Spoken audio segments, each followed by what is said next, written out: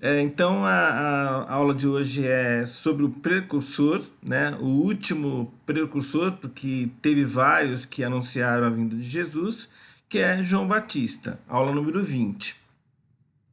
Antes eu quero começar falando sobre conhecimento. Conhecimento é preciso que a gente entenda que não é necessariamente acúmulo de informação. Não é fazer N faculdades, ler N livros, ver N vídeos, assistir N palestras, enfim, fazer vários cursos. Conhecimento é informação que a gente adquire de diferentes maneiras, inclusive fazendo curso, como vocês estão fazendo aqui, mas tem um detalhe: conhecimento é informação processada, conhecimento é acúmulo de informação refletida. Né? Se eu não reflito sobre aquilo que ouço, leio, vejo, é simplesmente acúmulo de informação. Então eu preciso refletir sobre aquilo que vejo, ouço, leio, para que isso se torne um conhecimento.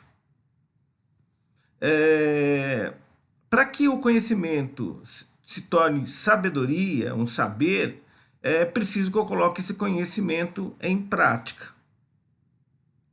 Bem, pensando assim, o conhecimento sobre uma personalidade da história, nós podemos sempre, e é assim que a ciência vê, de três formas diferentes: a forma mítica, científica e mística.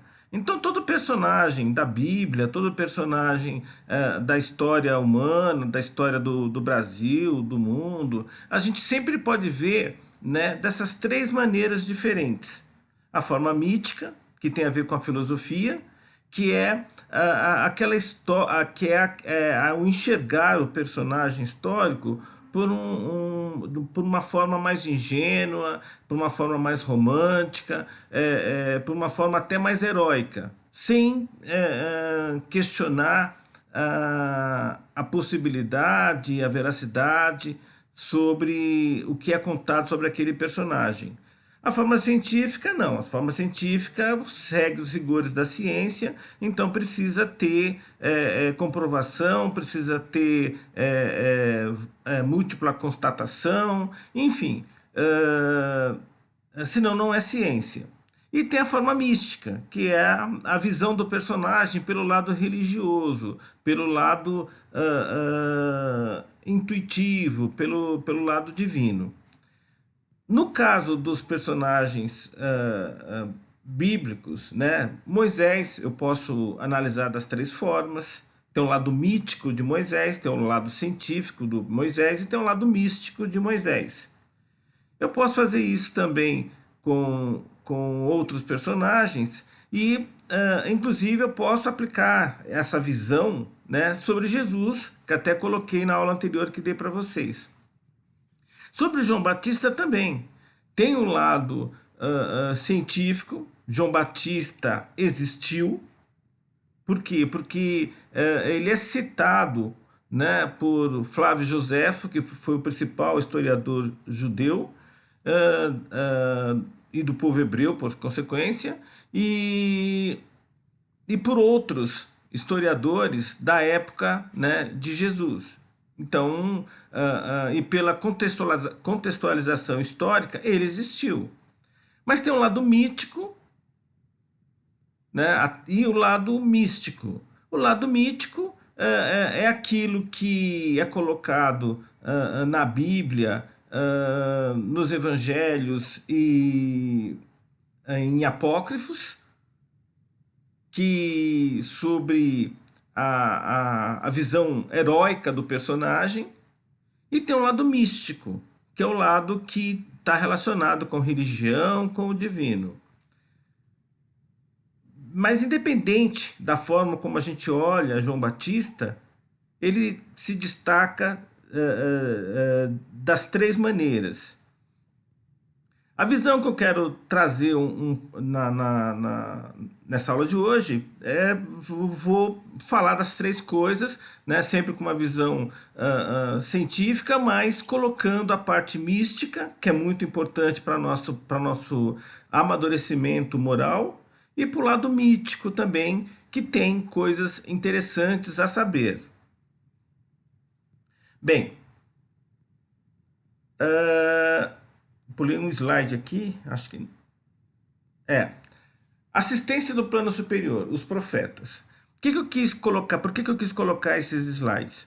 Porque quer queiramos, quer não, nós o tempo todo nós temos o apoio, né, de espíritos desencarnados, da mesma forma que nós temos apoio de espíritos encarnados que nos ajudam, né, nossos pais, nossos companheiros, nossos amigos, filhos, enfim, espíritos que encarnados que nos ajudam a evoluir, a ter uma compreensão melhor do divino, do universo que nos cerca. Existem também espíritos que não estão no momento atual encarnados neste plano e que nos auxiliam. Alguns, né, têm um nível evolutivo parecido conosco, e outros espíritos, até por missão, são muito mais evoluídos, né, moralmente, eticamente, intelectualmente que nós, mas nos apoiam da mesma forma a evoluir.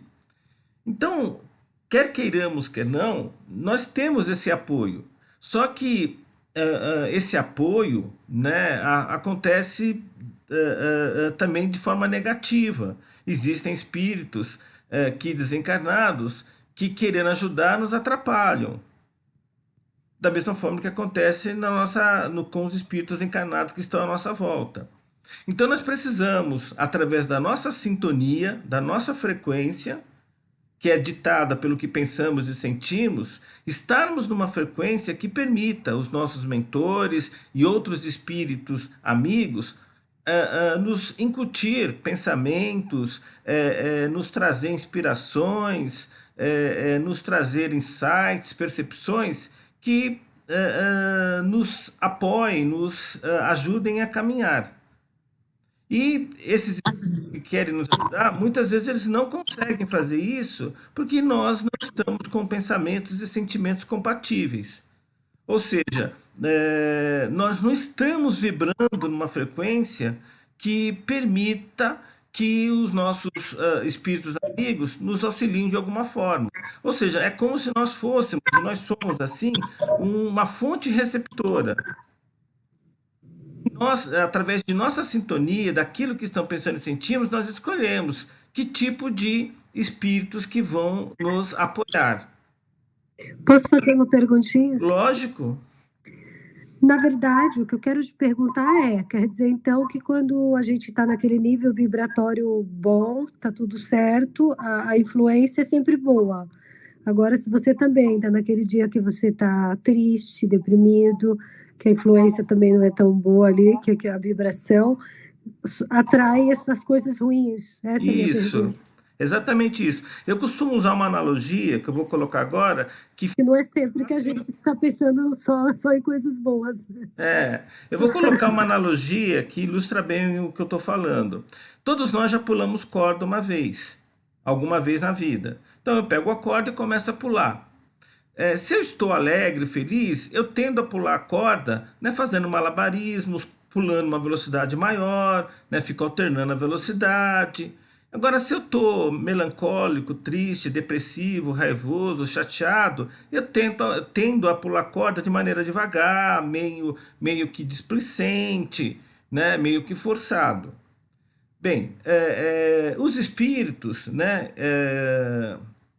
que superiores, mais evoluídos que nós, ou mesmo espíritos amigos, eles vibram numa frequência alta. Se nós estamos pulando corda de maneira devagar, eles não conseguem pular corda com a gente porque eles são espíritos mais leves, trabalhando em frequências mais altas, eles não conseguem pular corda com a gente. Pelo contrário, os espíritos que estão no astral vibrando em baixa frequência, eles conseguem pular junto com a gente e aí nos incutir pensamentos, sentimentos que nos atrapalham.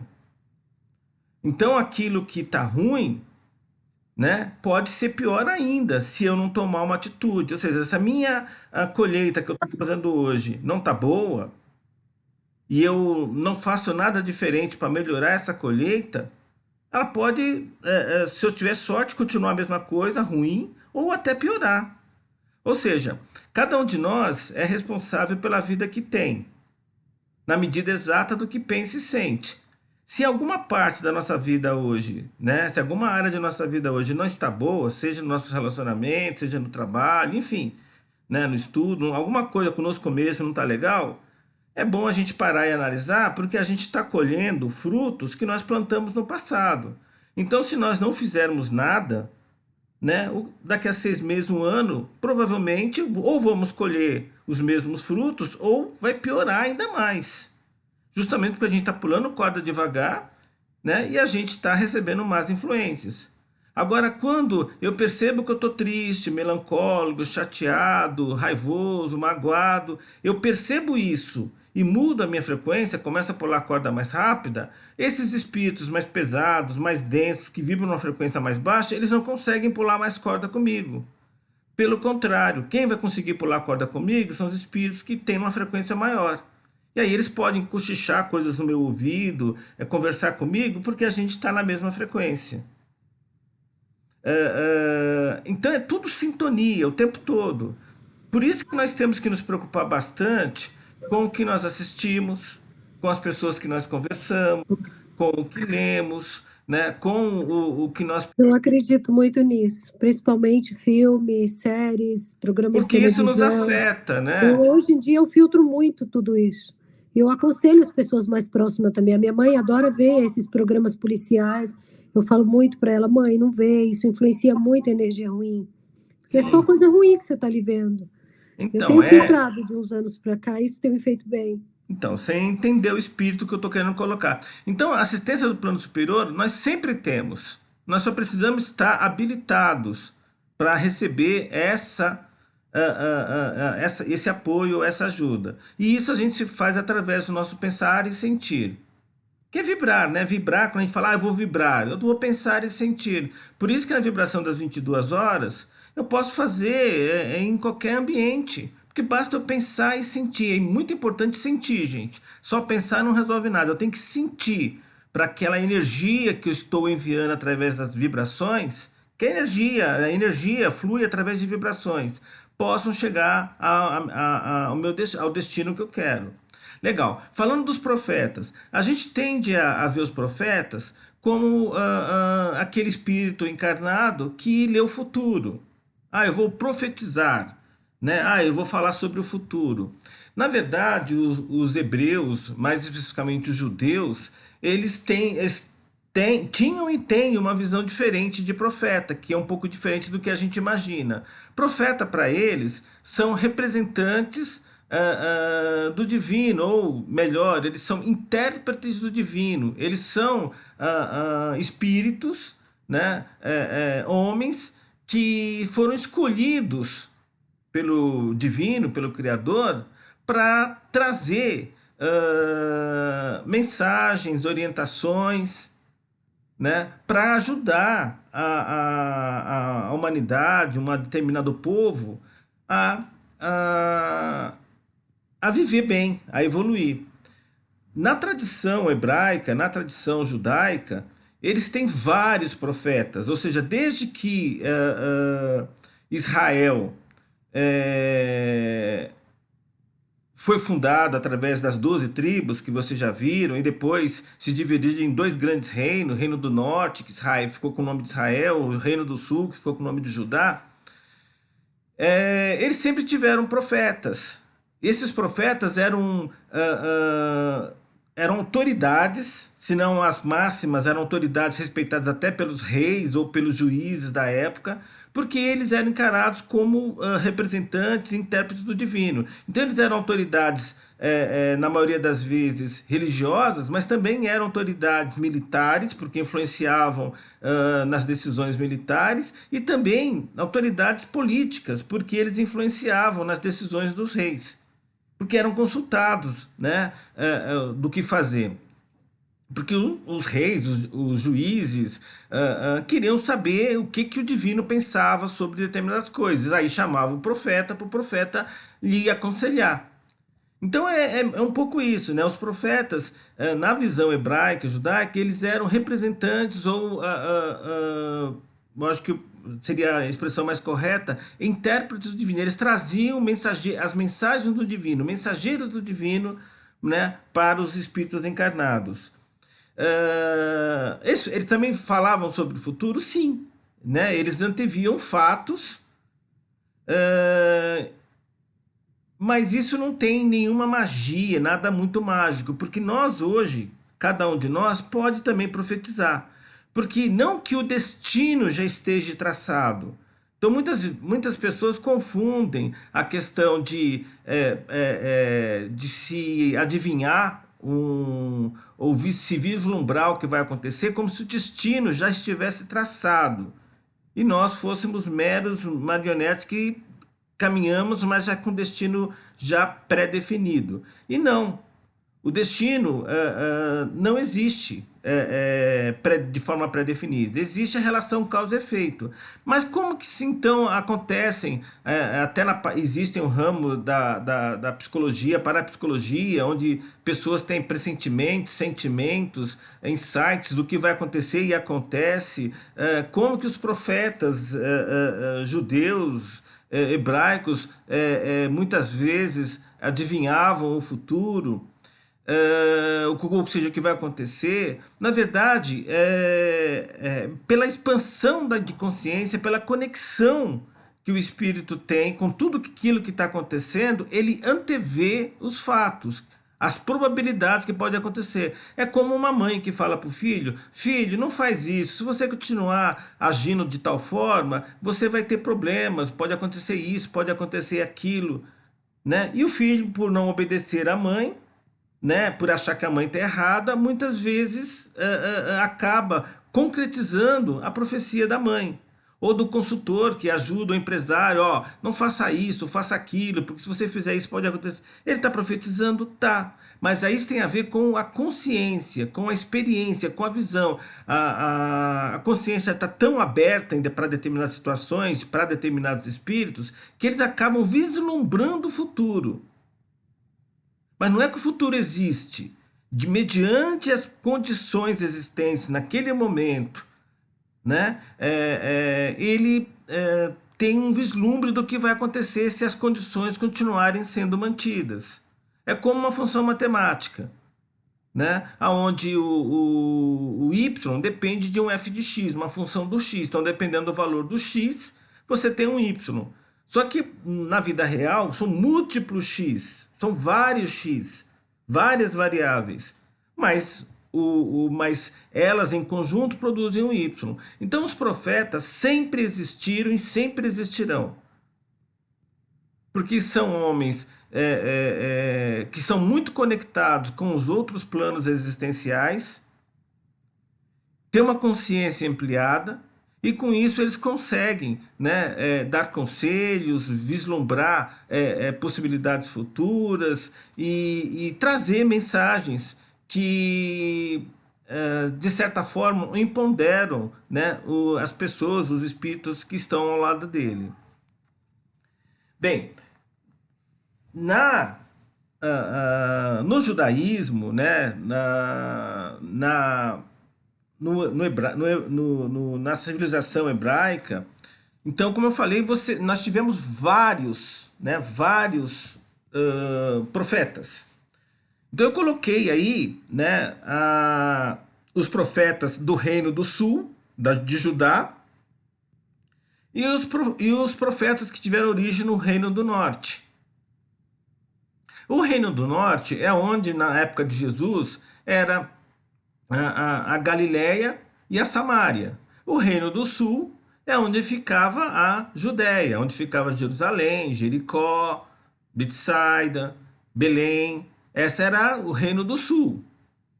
O Reino do Norte é onde ficava Nazaré, Cafarnaum e outras cidades, né, onde Jesus provavelmente nasceu, cresceu, enfim. Então, do Reino do Norte, o profeta que mais se destaca é Elias, que Jesus, né, nos disse nos evangelhos que era João Batista, né? Ou seja, João Batista seria a encarnação de Elias. É visto até como uma prova, né, da reencarnação, da existência da reencarnação. Mas teve outros espíritos menos conhecidos, outros profetas menos conhecidos, como Eliseu, Jonas, Amós, Oséias. Aqui nesse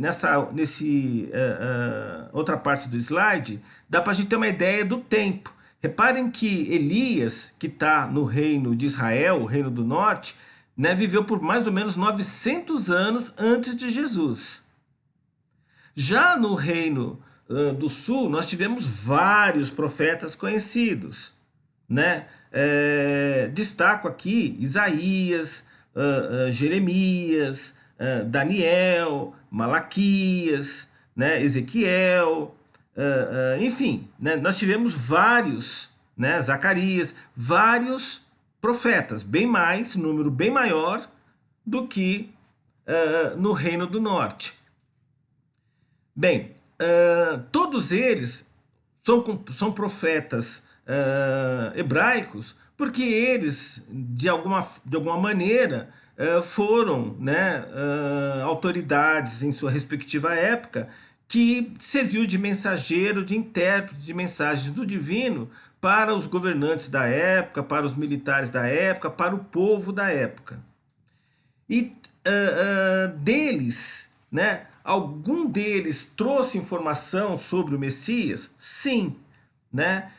Destaco aqui o Miqueias, ou Miqueias, né? Então tem gente que fala Miqueias, outro Miqueias, que disse, por exemplo, que Jesus iria nascer numa cidade de Belém.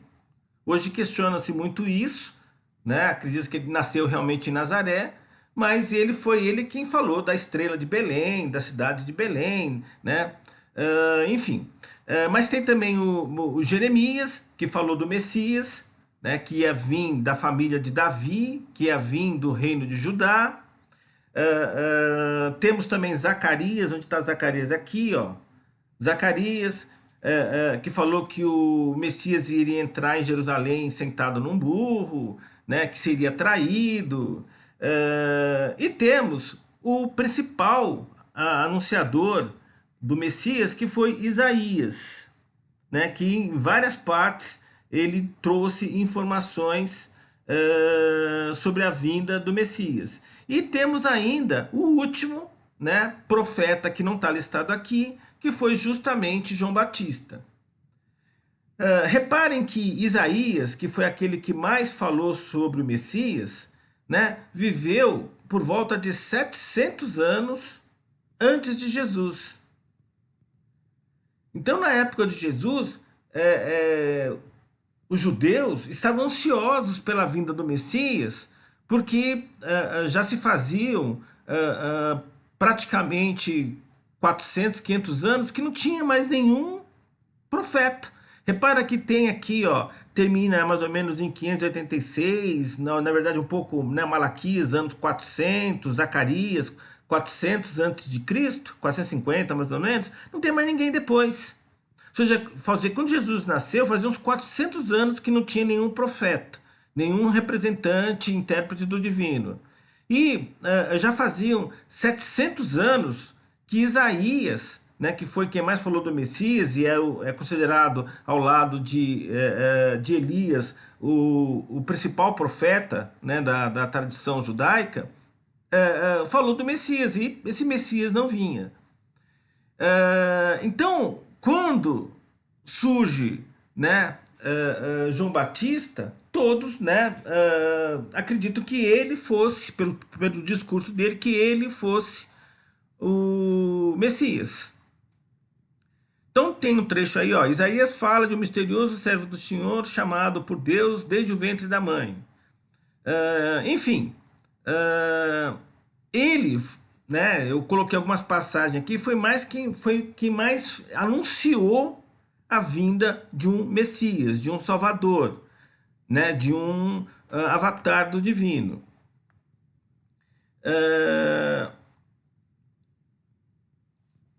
E quando João Batista, então, apareceu, todos acharam, é ele o Messias? Não, ele não era, ele era só mais um precursor. Né? E o próprio Isaías, né, diz que haveria viria alguém que iria fazer um anúncio, né, da vinda do Messias. Os essênios acreditavam em dois Messias. O Messias que iria anunciar o Messias libertador, o Messias mensageiro que iria anunciar o Messias libertador. E de qualquer forma, né, nessa visão, porque inclusive historicamente vários judeus, tanto antes de Jesus nascer como depois que Jesus nasceu, vários judeus se declararam Messias. Inclusive, se declarando Messias, eles ganhavam autoridade, né, para gerar rebelião, né, contra os romanos. Não, ou seja, vários judeus se proclamaram Messias, se proclamaram libertador, né, do jugo romano. João Batista não fez isso. Né? João Batista não fez isso. Ele simplesmente veio anunciando que os tempos tinham chegado, que estava para vir, né, para surgir o Messias libertador, o Messias verdadeiro. João Batista, de acordo com a tradição cristã, ele era filho de Isabel, que era prima de Maria, e do sacerdote Zacarias. Mas, de acordo com os evangelhos, também com apócrifos, ele não morava, né? Apesar de Zacarias, por ser sacerdote, deveria trabalhar em Jerusalém, e mais apropriadamente no templo, acredita-se que Zacarias já era um sacerdote aposentado, velho, e que morava, né, fora dos muros de Jerusalém, que inclusive isso é colocado no evangelho. Né? Ou seja, ele não morava em Jerusalém, morava em alguma vila próxima a Jerusalém e próximo ao deserto. O fato é que, por Zacarias ser um sacerdote, João Batista teria o direito de fazer uma escola litúrgica, a escola dos saduceus. Né? Tinha a escola dos fariseus e tinha a escola dos saduceus. A escola dos saduceus é que formavam os sacerdotes. Como era uma tradição, né, de todo sacerdote vir da família de Levi, que foi assim que foi definido com as 12 tribos, né, na criação de Israel, então Zacarias, provavelmente, por ser sacerdote, todos os evangelhos falam isso, né, ele era da família de Levi, e João Batista, sendo filho de Zacarias, ele também era um levita, então tinha direito à educação saduceia para também virar sacerdote. Mas, pelo desenrolar da história, acredita-se que ele não teve essa educação. Pelo contrário, né? Ele se afastou dessa educação. Então, o que mais se acredita-se hoje é que, pelo fato do Zacarias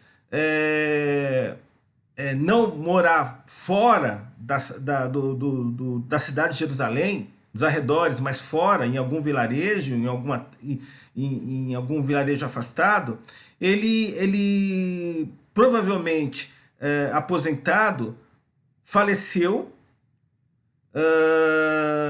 A Isabel também. Aí ele, ficando órfão, ele deve ter sido adotado pelos essênios, porque a forma como ele surge depois nos evangelhos é bem típica dos essênios, pelos costumes e tudo mais. E como ali você tem núcleos essênios naquela região do deserto próximo a Jerusalém, né? Qumran, por exemplo, que foi aquela caverna onde acharam diversos manuscritos, é ali perto do Mar Morto. E era uma comunidade essênia. Então, provavelmente, acredita-se que ele perdeu os pais, né, muito cedo e foi adotado pelos essênios e teve, então, toda uma educação essênia.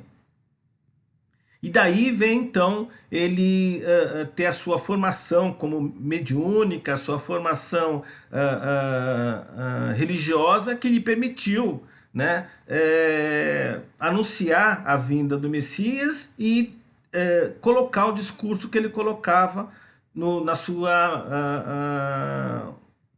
na sua vida, né, como essênio.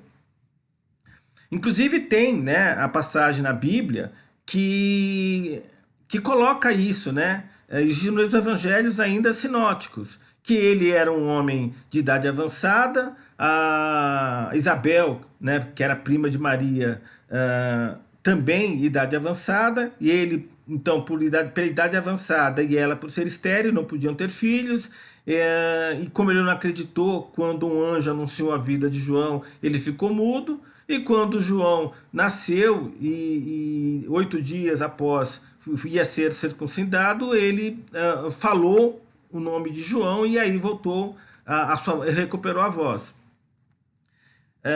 Isso é mito? É mito, porque a gente não tem como, né, dizer se é verdade ou não. Né? Mas o fato, né, corrobora a ideia que os pais de João eram idosos e que ele perdeu esses pais cedo. Lembra que a média de vida na época de Jesus era 35, 40 anos, ou seja, uma pessoa com 40 anos já era uma pessoa idosa. Então ele deve ter perdido os pais muito cedo e corrobora a ideia dele ter tido educação essênia. Os pais, então, do João eram Zacarias, então era um sacerdote do Templo de Jerusalém. Isso é colocado tanto está nos evangelhos canônicos, ou seja, que estão na Bíblia, como nos evangelhos apócrifos, né, do Templo de Jerusalém.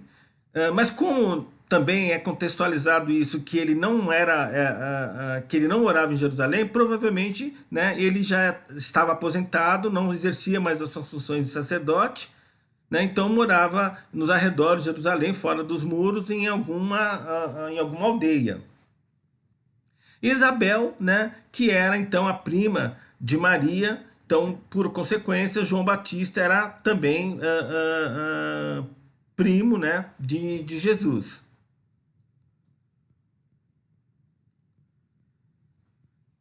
Então, a ideia mais aceita hoje, inclusive pelos exegetas, pelos arqueólogos, pelos teólogos, né, é que João, né, foi educado pelos essênios e viveu nessa região desértica que fica próximo ao Mar Morto, aonde deságua o Rio Jordão, né? E próximo a Jericó, né? Subindo um pouco mais, né? O relevo encontra-se Jerusalém, mas que ele deve então ter perambulado por aí e ter sido então educado pelos essênios, que vocês já viram em aula anterior, né? O modo de vida dos essênios. Bem, e o que ele pregava? Né? Então João Batista pregava o arrependimento, porque os tempos haviam chegado, né? E seria necessário então o arrependimento para que a salvação, no conceito aí de libertação do espírito, fosse alcançada.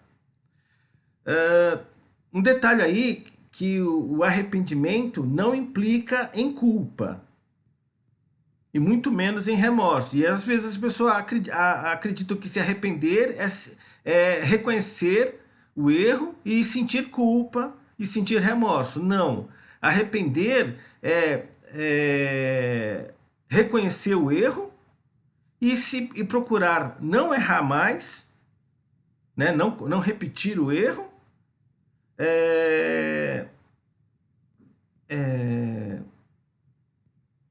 De certa forma, ajudar que outras pessoas também não cometam o mesmo erro. E e se possível, né, recompensar, né, pessoas que porventura tenham sido prejudicadas pelo seu erro. Isso realmente é um arrependimento, é um sentimento, né, aonde se materializa o arrependimento através de ações e não através de sentimentos. Ou seja, eu dizer que estou arrependido e por isso eu sinto culpa ou remorso, isso não me ajuda em nada, só faz eu vibrar, né, de maneira de baixa frequência. Eu arrepender significa um ato de ação. Um arrependimento verdadeiro é uma ação, aonde procura-se não errar mais, reparar os erros se for possível e ajudar outras pessoas a não cometer o mesmo erro. Ele pregava ainda a pureza de corpo e de espírito, né? Ou seja, a pureza do pensar, a pureza do sentir. Ele pregava, né, o fim dos tempos, até por ser isso corrobora o fato dele ser um essênio, porque os essênios eram uma seita apocalipse, eles pregavam que os tempos tinham chegado, o fim dos tempos tinham chegado. Os essênios apareceram mais ou menos por volta de 150 anos, alguns acreditam 200 anos antes de Jesus.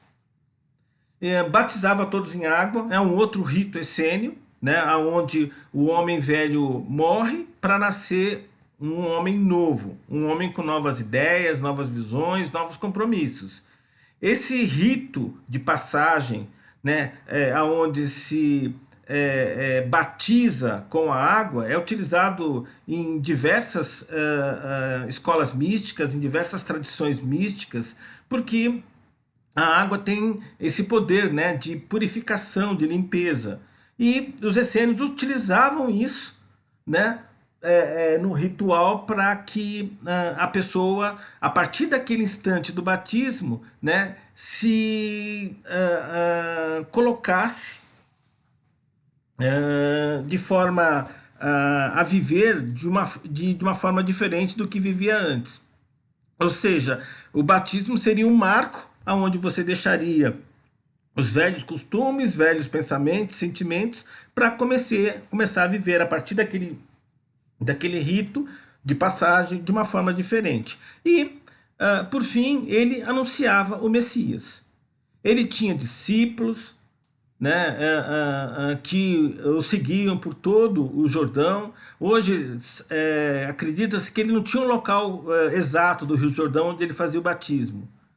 Acredita-se que ele perambulava, né, por toda a margem do Rio Jordão, né, caminhando ora numa margem, ora na outra, com seus discípulos e fazendo os batismos. Então, João Batista é porque ele fazia os batismos, ele era o sacerdote, né, desse rito de transformação do homem velho para o homem novo. E ele anunciava, então, né, era sempre assim, ele fazia um discurso aonde ele pregava, né, esses conceitos de pureza de corpo e espírito, arrependimento, que os tempos, né, estavam chegando, e anunciava o Messias. E aí ele fazia o batismo para que as pessoas recebessem o Messias de corpo e espírito purificados, limpos. Então, o batismo é um rito de passagem que feito com água, que hoje, né, as tradições cristãs realizam, né?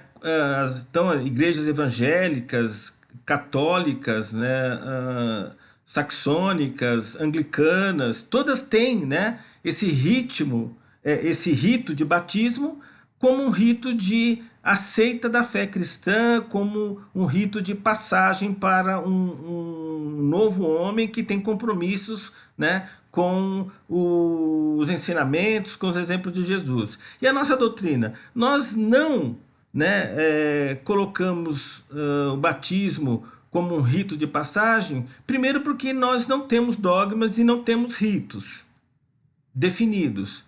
Porque nós vemos que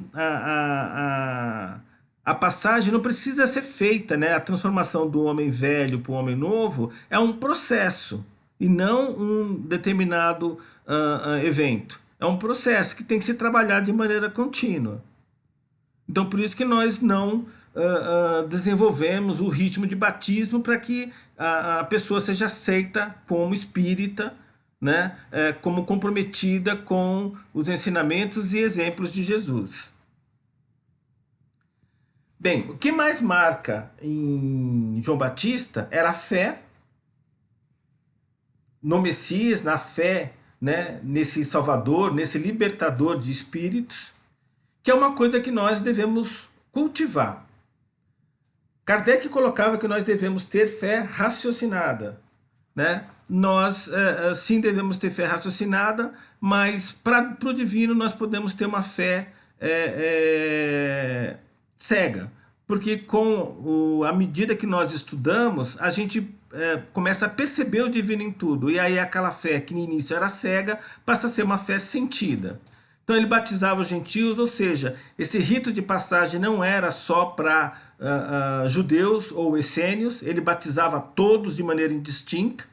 Então acredita inclusive que ele tenha rompido, né, com os essênios, porque os essênios só batizavam quem era essênio, ou seja, quem tinha estudado nas escolas essênicas, né, nos mosteiros essênios, né, Hermon, Carmelo, Nebo, que eram espécies de colégios, né, dos essênios, escolas místicas dos essênios. Então recebia o batismo quem tinha feito, né, estudado pelo menos o básico para receber o primeiro grau dos essênios. E como ele não fazia isso, ele batizava todo mundo, acredita-se que ele tenha rompido, né, ou seja, rompido no sentido de não seguir os essênios. Ele não cobrava as pessoas de sair das cidades, ele só pedia o arrependimento.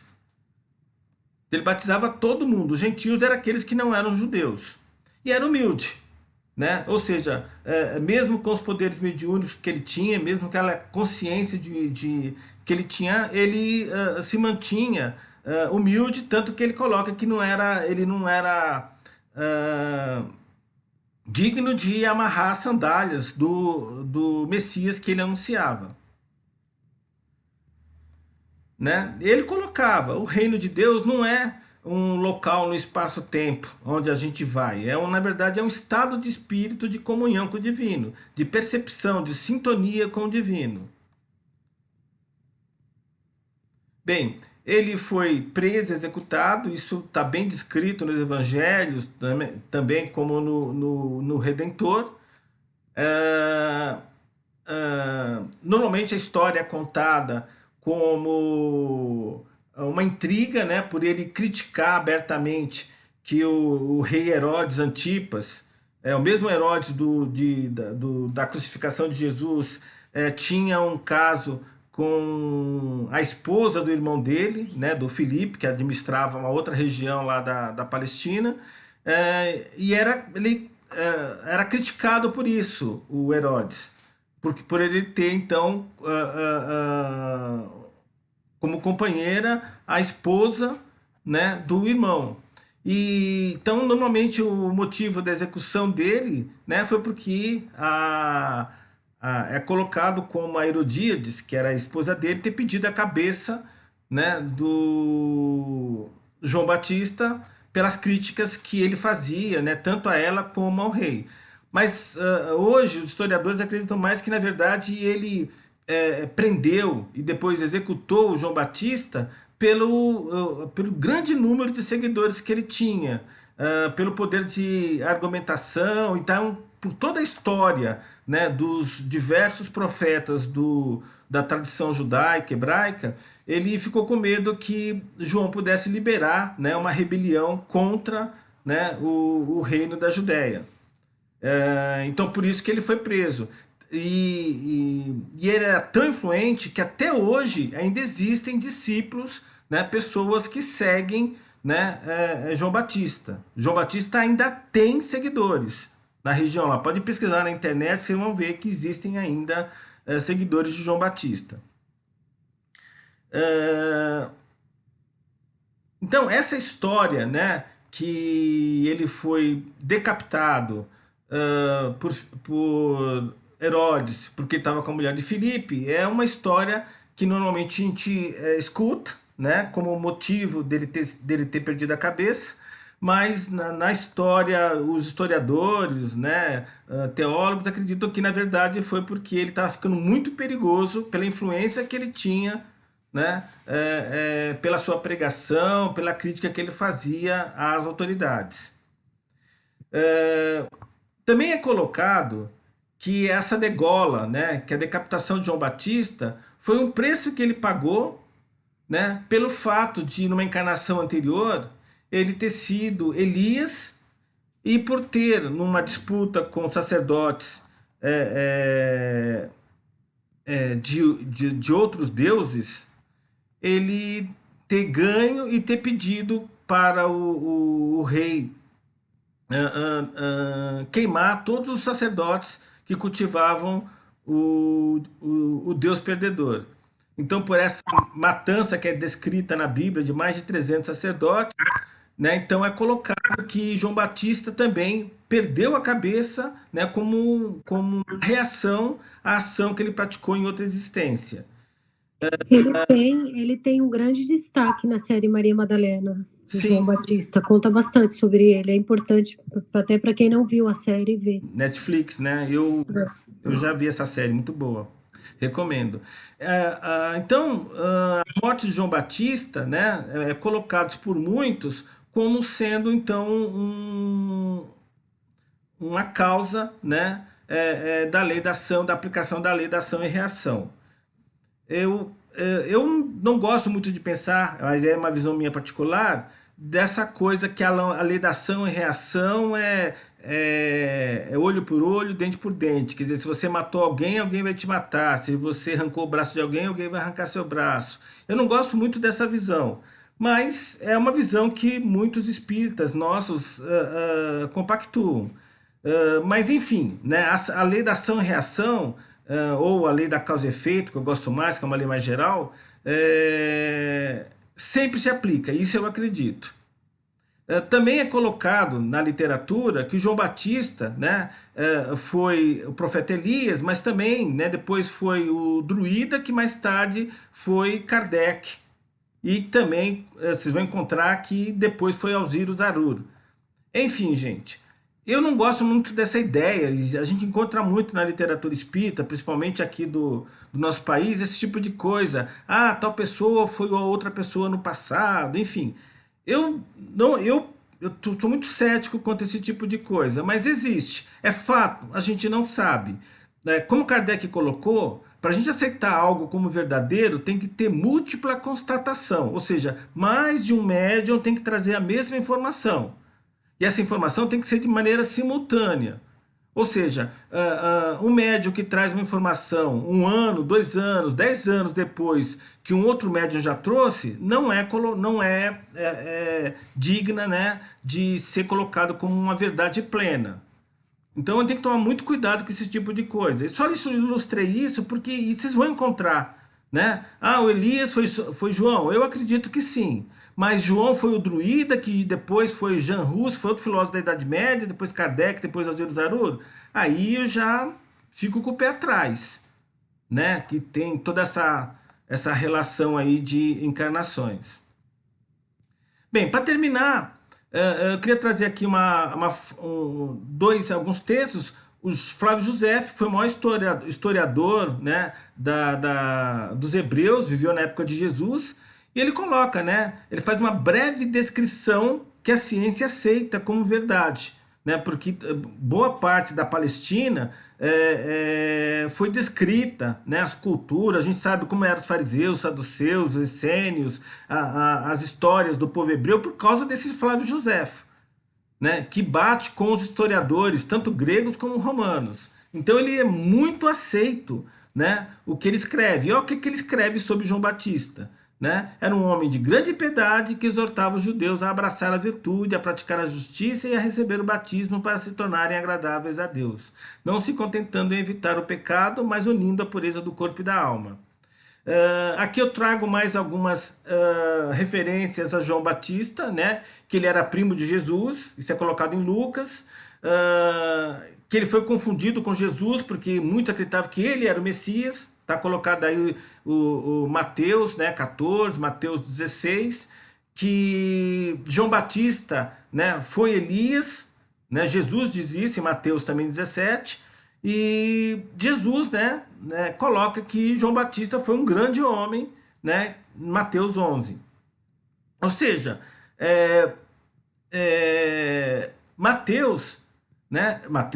João Batista foi um grande espírito que encarnou neste plano para anunciar a vida de nossa referência de caminhada maior, que é Jesus. E Carvan Schutel, né, coloca esse outro texto que descreve bem, né, o que foi João Batista.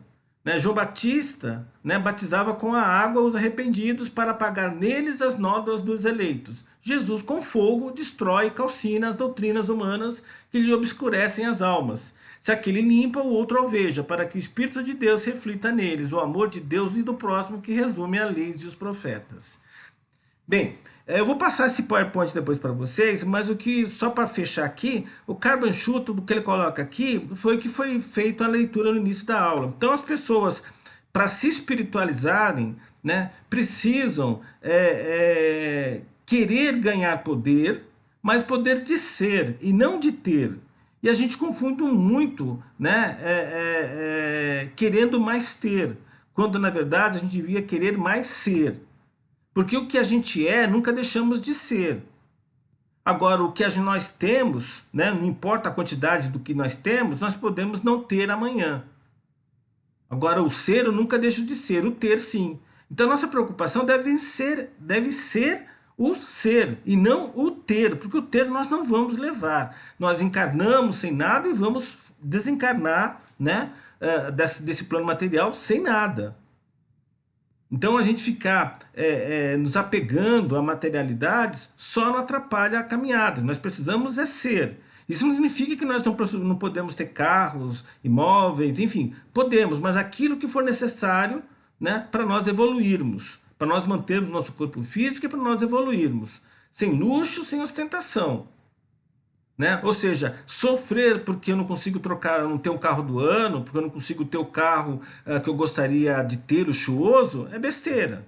Ter um carro, sim, porque isso me facilita, né, uma série de coisas para eu, de repente, ter tempo para poder ler, ver vídeos, enfim, outras coisas. Bem, eu trouxe aqui uma breve bibliografia como referência, mas vocês encontram, né, muito mais informação na internet aí sobre João Batista se procurarem. É isso, gente.